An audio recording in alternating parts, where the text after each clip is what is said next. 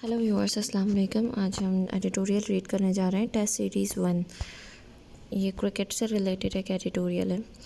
Start करते हैं हम इसको। The Pakistan cricket teams 2-0 triumph in the test series against South Africa was hopefully restored much of the confidence that player had lost after a disastrous tour of New Zealand last December।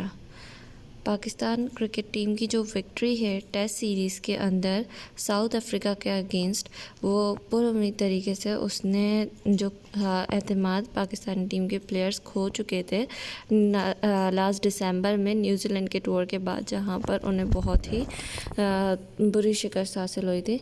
तो उसके बाद ये वाली series win करने से उनका एतमाद बहाल हो गया है। The hosts were clearly the dominant side in the series, which showcased some stellar performances। Host यहाँ पर कह रहे हैं उस कंट्री को जहाँ पर क्रिकेट हुआ था, तो वो था पाकिस्तान। और जो पाकिस्तान था वो बिल्कुल साफ तरीके से नज़र आ रहा था कि किस तरह से बिल्कुल गालिब आ गया था अपनी पोजीशन के ऊपर।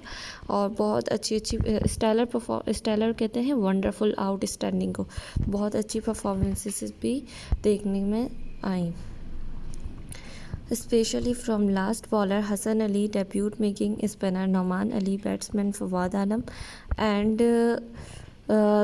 Mohammad Rizwan and allrounder Faheem Ashraf.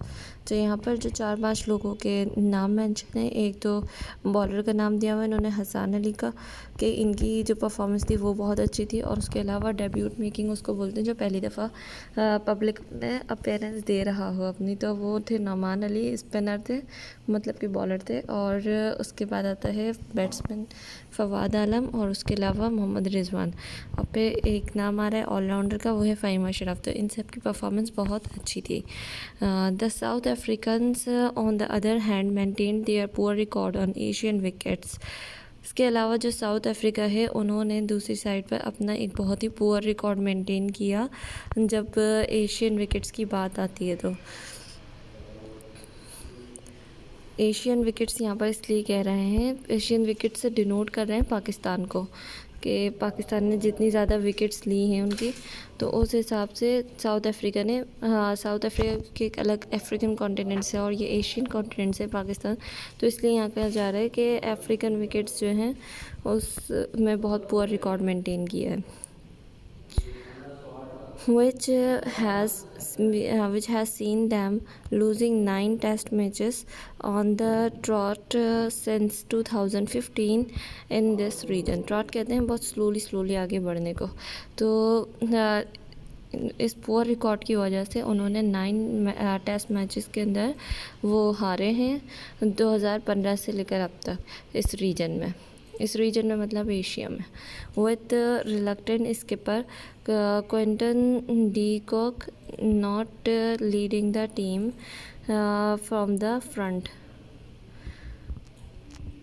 The visiting side put up a lackluster show in the series with only opener Aden Markram, fast bowler Enrich Norte and George Lind turning in some notable performances। इसमें कह रहे हैं कि जो उनके skipper थे Quinton de Kock, वो बिल्कुल सामने से नहीं खेल रहे थे, वो थोड़ा रिलक्टेंट थे, मतलब कि थोड़ा अपने आप को रोक रहे थे खेलने से। लेकिन उसके अलावा जो दूसरे प्लेयर्स हैं जिनके अंदर एक बॉलर का नाम दिया जा रहा है और एक ओपनर का नाम दिया जा रहा है, तो ये सब जो है बहुत ही अच्छी तरह मतलब इन्होंने अपनी performance the. Having said that, the home side through ostensibly in command during the series। अगर ये कहा जाए कि जो होम साइड है यानी कि जो पाकिस्तान है वो बहुत ही ऑस्टेंसिबली का मतलब होता है बज़ाहिर या फिर ज़ाहिर, जैसा ऑब्वियसली कहते हैं।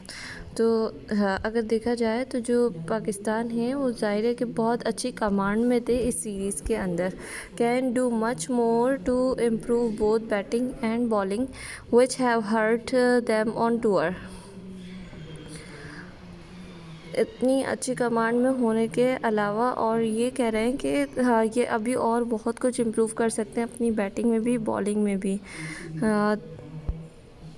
मतलब इन्होंने जितना भी बेहतर किया उससे और ज़्यादा बेहतर कर सकते हैं। और ये बेहतर क्यों किया? क्योंकि जो न्यूजीलैंड का टूर था उसके अंदर ये बहुत बुरी तरह हर्ट हुए थे। The top order was virtually non-existent and heavily burdened the middle and lower order that were required to put up at a decent score on the board for the bowler to defend. उस time क्या हुआ था कि जो top order था यानी कि जो ओपनिंग जिन्होंने की थी उनके ऊपर कोई बर्डन नज़र ही नहीं आया वर्चुअली अगर हम देखें तो। और उसके अलावा जो लोअर और मिडिल थे उसमें उनको जो है बहुत ज़्यादा मतलब बर्डन फेस करना पड़ा ताकि वो एक अच्छा स्कोर कर सके। और बॉलर्स के ऊपर बहुत ज़्यादा बर्डन आ गया था कि वो इसको स्कोर को डिफेंड कर सकें। The opening pair of Abid Ali and newcomer Imran Butt struggled throughout, while seasoned Azhar Ali now seriously must ponder retirement plans. जो ओपनिंग पेयर था आबिद अली का और एक नए प्लेयर हैं इमरान बट, उन्होंने बहुत स्ट्रगल किया थ्रू आउट। और उसके अलावा जो एक्सपीरियंस्ड सीज़न लिखा है यहाँ पर, सीज़न का मतलब होता है तजर्बाकार, अजहर अली, उन्हें जो है ना अब सीरियसली सोच लेना चाहिए कि वो अपना रिटायरमेंट ले ले।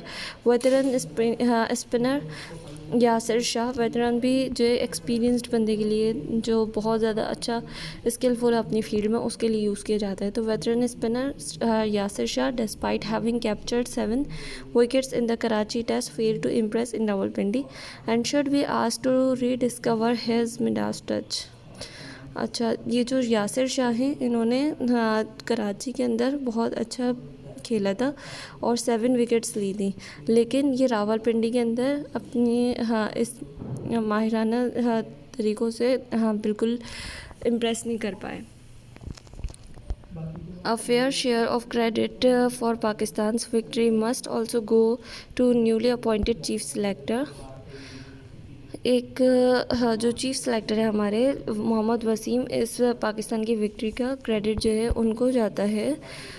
एक अच्छा खासा शेयर उनको जाना चाहिए कि उनकी वजह से ये अचीवमेंट हुई है। वो inducted a measure of leading domestic cricket performers into the Pakistan side, जिन्होंने पाकिस्तान साइड में मतलब पाकिस्तान की टीम में ऐसे परफॉर्मर्स को इंडक्ट किया, ऐसे परफॉर्मर्स को डाला कि जिन्होंने बहुत अच्छी परफॉर्मेंस दी both in the test and for the upcoming T20 games. इस टेस्ट सीरीज़ के अंदर भी और आने वाले जो T20 गेम्स हो उनके लिए भी। Indeed it is the need of the hour to groom worthy replacements of veterans such as Azhar, Asad, Shafiq, Yasir, Mohammad Abbas and others who could bring back the zest and spirit required to beat the best in the world of cricket. उसके अलावा अभी ये इस वक्त ये ज़रूरत है कि अपने जो एक्सपीरियंस प्लेयर्स हैं अज़हर, शफ़ीक, यासिर, मोहम्मद अब्बास, इन सबको चाहिए कि अपने जो है बहुत ज़्यादा इम्प्रूवमेंट लेकर आए और जो इनकी ज़ेस्ट है वही पाकिस्तान को बेहतर बना सकती है क्रिकेट की दुनिया में। तो यहाँ ये हमारा ट्यूटोरियल ख़त्म होता है। Thank you so much. अल्लाह हाफ़िज़।